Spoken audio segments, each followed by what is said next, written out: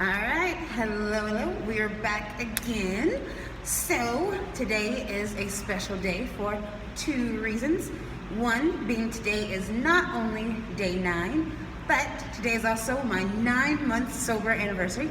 So, big shout out, really happy, really excited. I've gone 9 months being sober. No, it is not the longest time, but I'm really happy that I made it this far. Yeah, I'm proud of myself. So, I'm gonna pat myself on the back for that. And you know what, just take it one day at a time, but happy for each day that I've had so far. That's reason number 1. And now reason number 2 is we made it a full week. You've seen 7 days of just a glimpse of what it was like, just my first year moving back here, moving back home. Teeny tiny glimpse of me being an alcoholic, which I have been for, well, I was for 7 years, 7-ish, 6.5, 7 years. Got that tiny glimpse, so now tonight I'm gonna do things a little different. A year ago, whenever this was all kind of in its muck and I was doing my relapse, I did interview my mom to see what she felt about the entire situation and how things were for her. So, this is her interview. This is a look at her perspective. A little different. Again, hard for me to watch. So, you know the rules. You guys enjoy the video. I'm gonna enjoy my workout, and there will be no send-off tonight because as soon as my workout is done, I'm gonna run home, shower, and go celebrate with a friend of mine. So, if you wanna see how tonight turns out, my night of 9 months of sobriety, stay tuned to my Snapchat and follow my Instagram story, which I will link below. Enjoy the video, guys. See you next time. Okay, you ready? Yeah. All right. So, since you did get to view at least a couple of the videos today, we'll start from there. How did it make you feel when you saw them? Well, it was a few emotions. One which ran the gamut of disappointment, some anger, and it kind of vacillated back and forth, to be honest with you. Exhaustion, because I felt as though it was once again another hurdle to cross with you, because I'm not going to leave you out there hanging.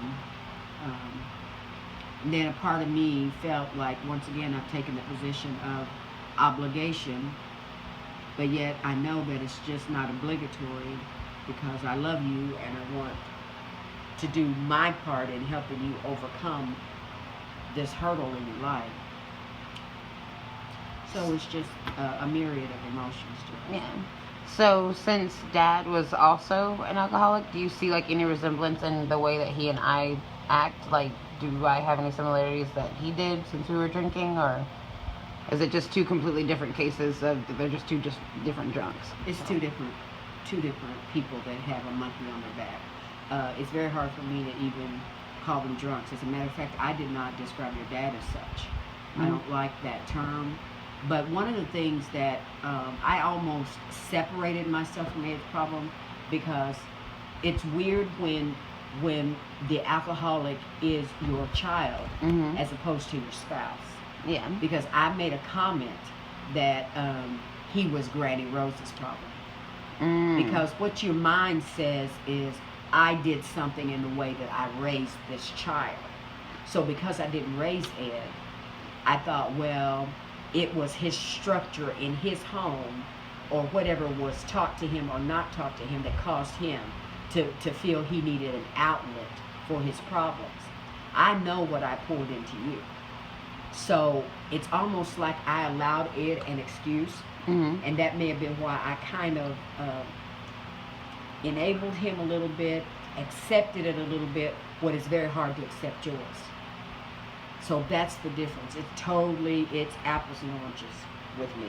Okay. So, I guess whenever you initially found out, like before, not even like this most recent time that I fell off, like whenever you first found out that I was drinking, how did it make you feel? Oh, I mean, I was blown away, because you have to remember how I first actually found out that it was real. You are neck deep into a bad situation. Was when Jenna Lee and Marcus was here, and the 7 bottles was in the trash can. Because when I went out there to throw something away, that was my revelation. So Marcus, I guess my face spoke out with so many words of what in the fart is this? Because Marcus even said, Mom, because he knew that my whole demeanor was aghast. And he said, we've talked, and I think he thought that it was going to be settled then. He really did. Because he said, Jenna-Lee had been up during the night, and we talked to Jazz. And he and I have this in common. We think that if we reason, and if we lay it all out, and it's all in the open, and we do this, and we talk about it, that's a fix. It's not. So he kind of, in a way, I kind of feel as though, and it doesn't have anything to do with their being responsible, but I almost feel abandoned by them. Because I felt like he said, well, we've talked to Jazz, but in all honesty, Jazz, I feel as though I don't have a support network with you. You know, it's like, I want to help you, but I need some help helping you. I need help from me, you know, because it's, that was kind of like just the crux of the matter. And then I thought you just improved from that point. I didn't see you falling off again. Honestly, I will say I didn't see myself falling off again. And I was shocked that whenever I did fall off, it just was a slippery slope and happened so quickly. So I will at least say that we were both on the same page there. Like, I really didn't think, I thought, like, the meetings were enough and everything was fine, and then it just wasn't anymore. Yeah. So, and also, like, adding, of course, Rob into my life, like, while I'm having this, like, the one person that celebrates when I drink, because he doesn't have to drink alone. So, yeah, like, And see, and that surprises me, too, because I thought, see, the thing that I've always tried to do in my life, and you know I do this, you've been around me enough, well, since birth, Jackie. Yeah. But I meant just as an adult, with an adult, you know that I look for the why of things. I'm always looking, the cause and effect thing, I do that all the time. And I think that's the struggle that I have with this. Because to me, you know, you being very articulate and expressing and understanding insight, you would see the danger of being with someone that has a bigger monkey on their back with alcoholism. That you would say, danger, Will Rogers, danger. yeah. And that I thought that you were in a healthy enough position to be able to say, Rob's not good for me in that respect. He might even have been a positive in some other area, who knows. But I can't risk it, because I thought that's what you were garnering when you went to the meetings. Yeah, and it was. And, like, when I stopped, of course, that's when I got closer to Rob, because we just both had addiction that just tied us together. We knew we were bad together, but we were bad together.